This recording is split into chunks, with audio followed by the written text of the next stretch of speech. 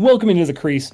And obviously, before we get into all that good hockey talk we're going to be hitting here soon, I want to give a big shout out to one of our affiliates and sponsors, and that is Dubby. If you are after a energy supplement that doesn't give you any jitter, but all the mental focus you need to, I don't know, do schoolwork, do this podcast like I'm on right now, go to work and be focused, sports, they got hydration stuff too. Go to w.gg, use our code, THEHOUSECALL, all caps, that's THEHOUSECALL, to get yourself 10% off your order. Also, they got a killer deal going on right now where if you add one energy supplement tub and a hydration supplement tub, you can get the hydration supplement tub for free. That's right, a 30-serving hydration tub for free, people. Go to w.gg, use our code to get 10% off your order and get that hydration tub for free. The link will be in the description as well as our code. Be sure to check that out. Now, Connor McDavid, over the next 3.5 weeks, next 11 to 12 games for the Oilers, as he is continuing to climb the points leaderboard, currently has 117, and what looked to be out of reach a month and a half ago, isn't so out of reach now, as he is within 5 points of Nathan MacKinnon and 6 of Kucherov, who's at 123, McKinnon at 122. We are about to see a 3-way race in the final 3.5 weeks of the hockey season, 12 games, to who is going to take home the points leader at the end of the season. And it would not be out of the realm of possibility to say that the winner of this race, this 3-way race right now, is also going to probably be your Hart Trophy winner. Oh, absolutely.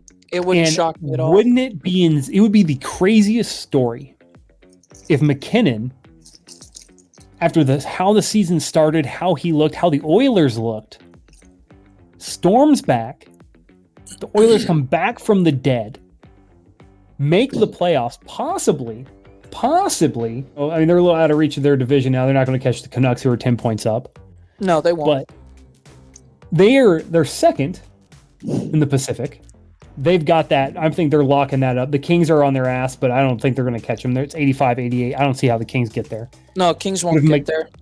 But if MacKinnon locks up the points, they lock up the number 2 in the Pacific, he is going to have probably one of the greatest Hart story, like just Hart candidate stories we've ever seen in a long, long time. Because when he won it last year, it was unanimous before the hockey season was even over. We knew a month and a half in that McDavid was winning that. Oh, 100%. With the pace he was on, stupid. Right now, up until about a month ago, it was between Kucherov and MacKinnon. And then out of nowhere, the Oilers, McDavid, and Zach Hyman, sprinkling a little Draisaitl there for you, come roaring back. And MacKinnon is going to win his back-to-back Hart Trophy.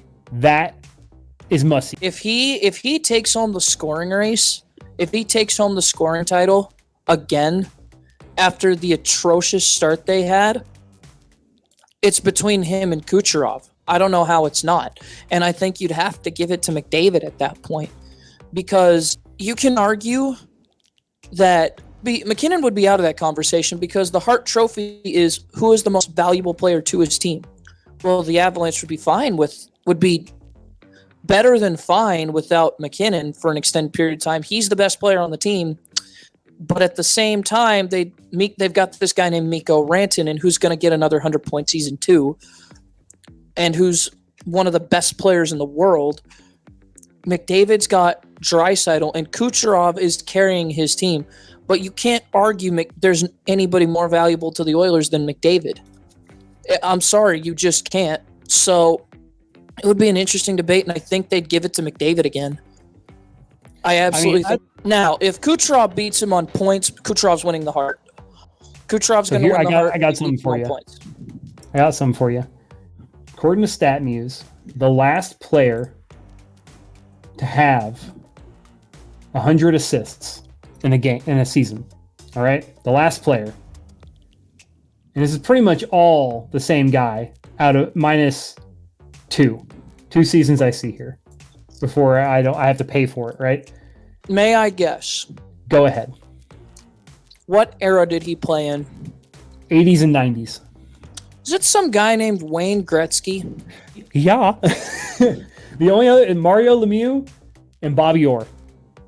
Bobby Orr did 1970, 71. Wayne Gretzky did in 80, 81, 81, 82, 82, 83, 83, 84, 84, 85, 85, 86, 86, 87, 88, 88, 87, 88, 88, 89. Or that was Mario Lemieux. And Gretzky did in 88, 89. And then Gretzky did it again in 89, 90, and 90, 91. In fact, in 1990 and 91, he had 122. McDavid's at 91. Wow. So, those are the seasons listed.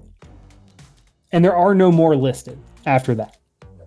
So if those are the only people to ever have 100 assists in a season, granted, I think Gretzky also had a shit ton. I had 41 goals, 40 goals, 54 goals. Mario Lemieux had 85 goals. Yeah, Mario Lemieux assists. Mario Lemieux was built. Season. Yeah, and then let's see, Gretzky had in 81-82, he had 120 assists and 92 goals. Oh my gosh! And then in 83-84, he had 118 assists and 87 goals. Yeah, so let's be fair. McKinnon or McDavid's not catching them in the goal department. But he could mimic Bobby Orr's 70-71 season, who had 102 assists and 37 goals. Granted, Bobby Orr was a defenseman, but still, that's elite company. Yes. I mean, you're still talking. There's 3 guys that I just listed. That's it. Bobby Orr. 3 guys that are regarded as arguably the 3 best players of all time. Yeah.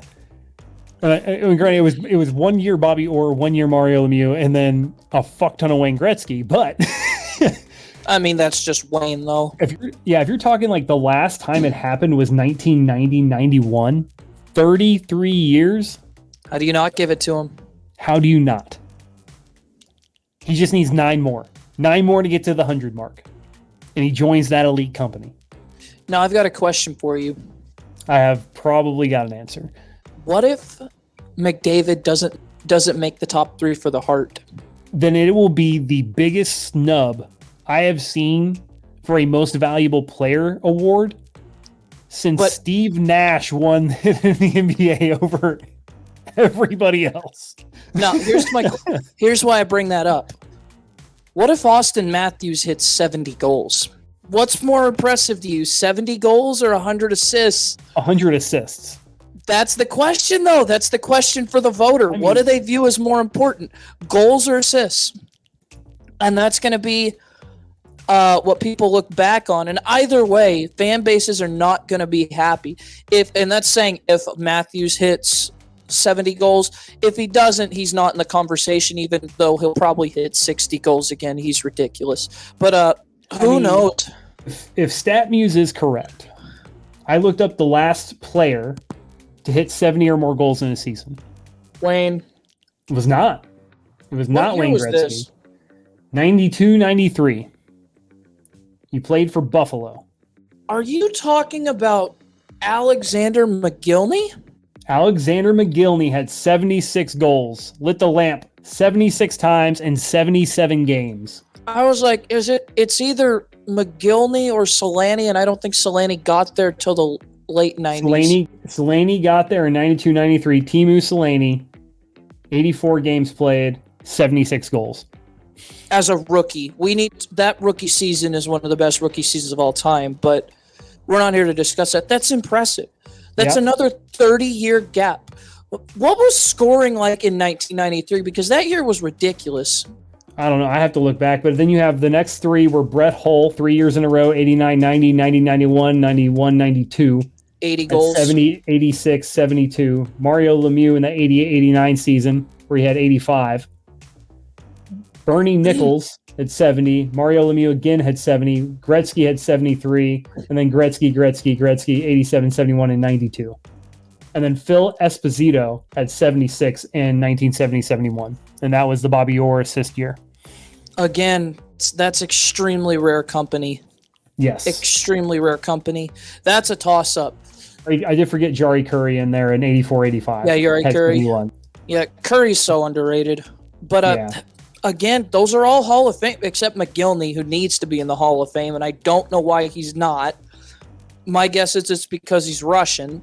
We can discuss that another time. But yeah, I mean, if StatMuse is right, these are both 30-plus year fucking awards or feats that haven't been done in 30-plus years. I don't know how that would be an insane finish, right? Like, to a great season. And I don't think we looked at this at the beginning. We didn't think that either of these guys would be there. No, as far as the awards go, at the beginning, absolutely not. McDavid has, or like I said, Austin Matthews has to have a goal per game. That's what they need. Connor McDavid only needs 8 more. And they actually, let me see the standings here real quick. How many more games they got? And McDavid's played less games than Matthews. 13 games. He has 13 games to get 9 assists. Jeez. And he is currently averaging, let me go ahead and break out my calculator real quick. Handy dandy calculator. He's averaging 1.32 a game. Good grief. So he will, at right now, he will finish on that pace. If that pace holds, he will finish with 104 assists. I hope he doesn't get hurt. I jinxed it. And just so we can tell you, Austin Matthews is currently averaging 0.83 goals per game, which means he has a shot. With 12 games left, he will fall just short of 70 goals a game. He will end up with 67 right now. He has to get to 70. He has to get to 70 to be in that conversation. That's just not fair that you can score 67 goals and not be in that discussion. But these 3 guys have been so dominant this year that wow. I mean, what's the biggest snub here? Is it that Austin Matthews gets left off? Is it that Connor McDavid, if he doesn't win the points total because of his assist, or he hasn't scored enough goals? I think he's only scored 26. You can't leave Kucherov and McKinnon off the ballot. One of them isn't going to make it. Which, that's what I'm saying. Kucherov, McKinnon, McDavid, and Matthews. One of them is Matthews not won't going make to it. make I don't think. If Matthews has to get 70 goals, if he doesn't get 70 goals, he won't make it. That's insane to think, isn't it? Exactly. A 67 goal season, the best goal scoring season we've had in who knows how many years. The best goal scoring season since last year when Connor McDavid put up 65, and it's not good enough to win you the Hart Trophy. Right? Man, what a year it's been in the NHL. What a year. It is insane. It is absolutely insane. And just to make sure, I've already confirmed that NHL.com is confirming that McDavid would be the 4th player with 100 assists in a campaign, and the first since Gretzky in 1991. So StatMuse was correct. They are trustworthy again. StatMuse is a good site. If you haven't checked it out yet, go look for all like fun hockey stats for all y'all hockey nerds out there, stat nerds. Go look up StatMuse. That's a good site. Solid site. I get a lot of stuff. Like, they do have a sign up and premium subscription to get a lot of more in-depth information. But if you're looking for top 10 stuff, they got you, baby. And they have us right now. So this is going to be big news. If you're talking about must-see TV, which we were, McDavid and Austin Matthews could force the committee to leave off McDavid or Kucherov. Because Kucherov's not getting left off of that. If McDavid gets over 100 assists and Matthews gets over 70 goals, Kucherov or McKinnon could be left off the Hart Trophy ballot.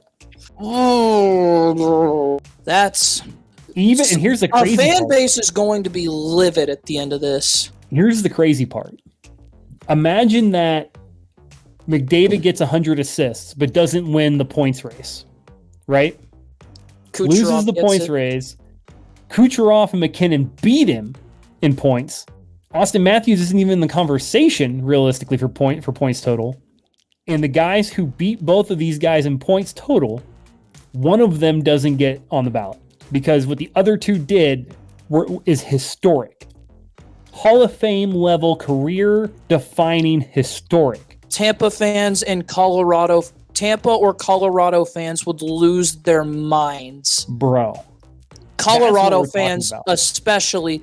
Carl, if you're watching this, Carl would absolutely lose his mind. Oh, insane. There would be riots. I mean, because you think we were literally talking about McKinnon and Kucherov. Those were your Hart Trophy candidates a month ago. And now, as everything started to come down to the final 12, 13 games of the year, there's a possibility that one of them isn't even going to have a shot if Matthews and McDavid do what we think they can do. That is next level insane. Next level insane. Indeed. But that is all we have time for today on The Crease. Thank you for tuning in. Be sure to check out w@w.gg. The link in the description of that will be down in the description of this video, as well as our code. That is the house call, all caps, the house call. It'll be down in the description of this video as well. Be sure to check out all of our other affiliates on our link tree. You can go to our website. The link will be down in the description of this video, so you can use that website. Our affiliate links there take you to our link tree, shows all of our affiliates. You can check all those out. That includes Lids, sportsmemorabilia.com, as well as a bunch and slew of others, including Vivid Seats and StubHub for all your sports ticketing needs. Be sure to check us out on all of our platforms. That's Facebook, YouTube, Twitter, which is also known as X, depending on where you're from and how old you are, Instagram, YouTube, Spotify, all that and more. Check out all of our other segments as well as part of the house call. You can see all of those under this channel on YouTube on our other house call offerings. And we'll see you next time here on The Crease.